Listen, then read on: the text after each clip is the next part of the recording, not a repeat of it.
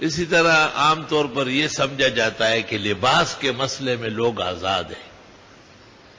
ہمارے ایک اچھے اور بہت نیک خصلت نمازی نے بالکل کالی قمیض زیب تن کی.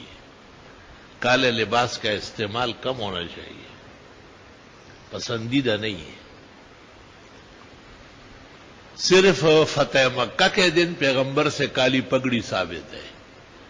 تو علماء دین کہتے ہیں کہ فتح مکہ کا تو مطلب یہ ہے کہ اس کے بعد کبھی نہیں تھی اور اس سے پہلے بھی کبھی نہیں تھی.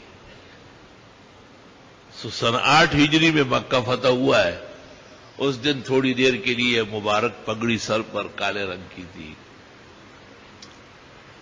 اور باقی اس سے پہلے جو مدینہ منورہ میں 8 سال گزر گئے، اس سے پہلے 13 سال مکہ مکرمہ میں گزرے، اور فتح مکہ کے 2 سال بعد تک آپ دنیا میں ناسوت میں زندہ رہے اور تابندہ رہے.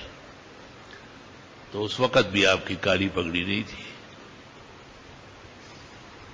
میں نے اسلامی دور میں جو وہاں کا علمی طبقہ تھا ان سے کہا تھا کہ یہ کالے کپڑے اور کالی پگڑیاں کم کر دیں، لیکن وہاں کے علماء اور مفتیوں نے مجھے کہا تھا کہ یہ سب مجاہدین ہیں اور یہ سفید کپڑے روزانہ دھو نہیں سکتے، کالے کا سفر سے مناسبت ہے.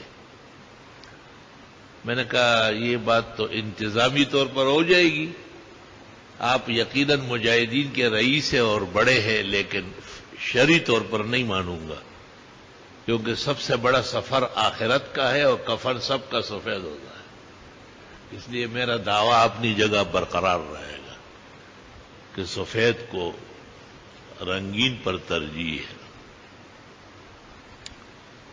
اللہ اکبر و کبیرہ. تو پہلی بات تو یہ کہ سب سے زیادہ جو سزا ہوئی ہے اور نقصان پہنچا ہے آدم علیہ السلام کو، وہ تو لباس کے رنگ میں ہوا ہے. آدم علیہ السلام نے جب اس درخت میں سے چکھ لیا جس سے نہیں چکنا چاہیے تھا، منع فرمایا تھا، تو ان کا جنتی لباس اتر گیا. بدت لہما سوآتہما، اور جو چیزیں ڈھکی رہنا چاہیے وہ نظر آنے لگی، یعنی لباس ضروری بھی جسم سے اتر گیا. تو آج جو ہمارے بعض دوستوں کے اور مخلصین کے لباس میں کچھ کمی ہے، اس عاجز اور فقیر کا خیال یہ ہے قرآن مجید و سنت کی روشنی میں کہ یہ کوئی پکڑ ہے، یہ گرفت ہے. بالکل جب پکڑ سے نکل جائے گا اور گرفت سے نکل جائے گا تو اللہ تعالیٰ اس کو سفید کی توفیق دے دے گا اور سفید لباس کو ترجیح حاصل ہے. اور اس لیے پیغمبر نے ترمذی میں کہا ہے البسوا الثیاب البیاض، سفید کپڑے اختیار کر لو، فإنه أحب الثیاب إلی اللہ، اللہ تعالیٰ کو بہت زیادہ پسند ہے. وفیہ تکفنون موتاکم، اس لیے تو مردوں کو کفن سفید دیتے ہو.